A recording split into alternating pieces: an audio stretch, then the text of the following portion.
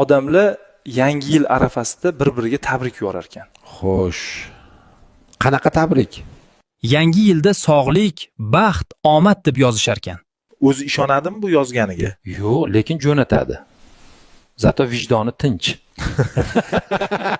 Yana hammada bir xil tabrik yoziladi, hatto tepasida unga kim yuborgani ham ko'rinib turadi.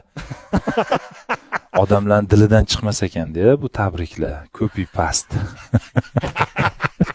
Nega yangi yilda stolda ko'p ovqatlar qo'yishadi? Odamlar muammolarini ovqat bilan bosib tashlashga harakat qiladi. Yangi yil haqiqatan nimani o'zgartiradi? Faqat kalendarni. Odamning o'zi o'sha eski qoladi. Eng kulgilisi bu yil umuman boshqacha bo'ladi degan gap. Xo'sh, boshqacha bo'ladimi? Ha, lekin yanvar oyigacha.